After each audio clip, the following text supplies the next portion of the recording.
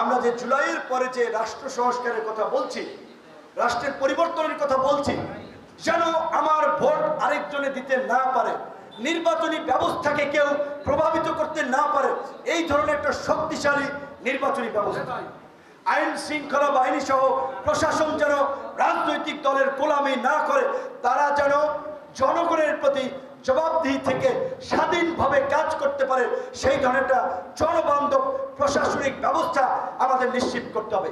এই সংস্কারগুলো যদি না হয় তাহলে তো যেই লাউ সেই কদু।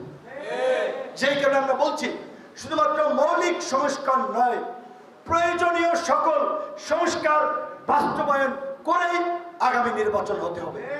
আমরা শুরুর দিকে বলেছিলাম 2 বছরের জন্য এটাকে জাতীয় সরকার করেন, সকল দল মতের প্রতিনিধিদেরকে নিয়ে জাতীয় ঐক্যমতের সরকার করে সংস্কারগুলো করেন। যেহেতু জাতীয় সরকার করে নাই, আর এই 10 মাসে সরকার লেজে কুবরে তালগোল পাকায় ফেলাইছে, সেই কারণে আমরা বলছি যে এই পর্যন্ত গেছেন ওই পর্যন্তই থাকেন, এখন একটা নির্বাচনের ব্যবস্থা করেন, কারণ নির্বাচনটা না হলে আরো ঝামেলা বাড়বে। আর এই মুহূর্তে বাংলাদেশে একটা নির্বাচিত সরকার অনেকগুলো কারণে জরুরি। কারণ আপনারা ইউনিয়ন পরিষদের দিকে তাকাই দেখেন, কে বিজেপির চাল দিচ্ছে, কে জেলের চাল দিচ্ছে, কে রাস্তা করতেছে, কোনো খবর নাই, শৃঙ্খলা নাই, কেউ কাউরে মানতেছে না। বিএনপি সহ বেশিরভাগ প্রায় 90-95 ভাগ রাজনৈতিক দল আমরা অনেকদিন ধরে প্রধান উপদেষ্টা এবং সরকারের কাছে বলে আসছিলাম যে আমরা দ্রুত সময়ের মধ্যে একটা নির্বাচনী রোডম্যাপ চাই। নির্বাচন আগে করেন পরে করেন, একটা রোডম্যাপ দেন। আপনি যে বলেছিলেন ডিসেম্বর থেকে জুন, এই যে একটা অনির্দিষ্ট সময়, এর মধ্যে ঈদ আছে, কুরবানি আছে, রোজা আছে, এইচএসসি পরীক্ষা আছে, কাজেই কোন সময়টা পারফেক্ট এইটা আপনারা যাচাই বাছাইয়ের সময় আপনি নির্ধারণ করেন। বাংলাদেশের প্রথম ইমিউনিটি বুস্টার সমৃদ্ধ fantastic happy energy biscuit.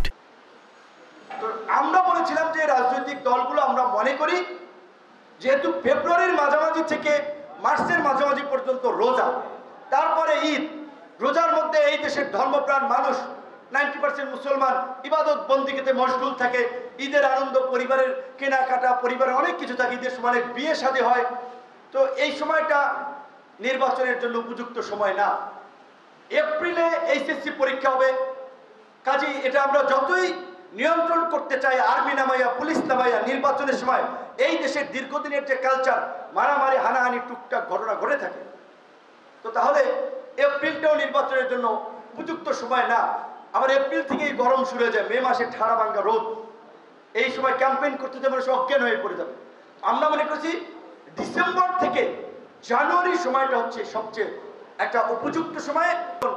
BNP জামাতের মতো প্রতিষ্ঠিত বৃহৎ রাজনৈতিক দলও যখন কোণঠাসা, আমরা কিন্তু ঢাকা বিশ্ববিদ্যালয় থেকে শুরু করে সারা বাংলাদেশে জাহাঙ্গীরনগর, চট্টগ্রাম, রাজশাহী বিভিন্ন বিশ্ববিদ্যালয়, কলেজে আমাদের ছাত্র তরুণদের যে কমিটি ছিল, কার্যক্রম ছিল, আমরা সারা দেশে আমাদের সেই প্রতিবাদ কিন্তু অব্যাহত রেখেছি।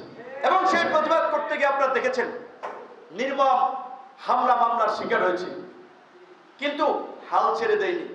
যেই কারণে তখন জামাতের লোকেরা, বিএনপির লোকেরা, চরমোনাইর লোকেরা, সব আওয়ামী বিরোধী লোকেরা বাহাবা দিয়েছে যে না ঠিক আছে, বিপিনুর বাগের বাচ্চা, বরিশালের লোক, শেরে বাংলার এলাকার লোক, সাবাস ভাই, চালিয়ে যাও, তোমাদের দ্বারা এই জাতির মুক্তি হবে। এই সমস্ত ফেসবুক কমেন্ট, বাস্তব বক্তব্য শুনেছেন না? শুনেছেন। তো এইভাবে ছাত্র অধিকার পরিষদ একটা আপসীন লড়াই, সংগ্রাম এবং মানুষের ভালোবাসার মাধ্যমে, ত্যাগের মাধ্যমে আজকের এই জায়গাটাতে এসেছে। এবং সেই কারণে বলেছিলাম যে আজকে ডাকসু না হলে, 18 সালে কোনো সংস্কার আন্দোলন না হলে আজকের এই আসিফ নাহিদ, এই উপদেষ্টা, এই ছাত্র নেতাদের অনেকে তৈরি হতো না। কারণ এই গণ অভ্যুত্থানের যারা নেতৃত্ব দিয়েছে তাদের বড় একটা অংশ, যাদেরকে নার্সিং করেছি, পৃষ্ঠপোষকতা করেছি, যারা আমার ছাত্রদের জন্য যদি আমার কিছু করতে হয়, অবশ্যই তো আন্দোলন সংগ্রামের পাশাপাশি আমার অন্য কৌশল থাকতে হবে। আমরা গণভবনে গিয়েছি, সেই ভিডিও নিয়ে এখন ট্রল করেন, শেয়ার দেয়, দেখেন যা ভালো মনে করেন। আরে ভাই, এই অল্প বয়সে যা করেছি তোমাদের 14 গোষ্ঠীর 14 পুরুষও সেই ভূমিকা। আজকে বিপিনুরের জন্ম না হলে, এই ছাত্র অধিকার পরিষদের জন্ম না হলে, ডাকসু নির্বাচন না হলে আজকে 24-এর গণ অভ্যুত্থান এই বাংলাদেশে হতো না। এখন আপনারা আপনারা অনেকে মনে করছেন যে আমরা বিএনপির সাথে নির্বাচনী জোট করতেছি। বিএনপি একটা চিঠি দিয়েছিল এই আসনে বিএনপির নেতা কর্মীদেরকে সহযোগিতা করার আহ্বান জানাইয়া, কিন্তু দুঃখের বিষয়, বাস্তব বিষয়, সবচেয়ে অসহযোগিতারা এই গলাচিপা 10 মিনার এবং পটুয়াখালীর বিএনপির লোকের দ্বারা।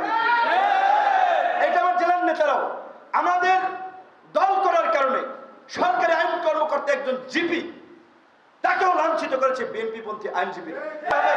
24 পরবর্তী মানুষের যে বিপ্লবী স্পিরিট, তারা কিন্তু এখন আর বড় মিয়া ছোট মিয়া কাউরে গোলে না।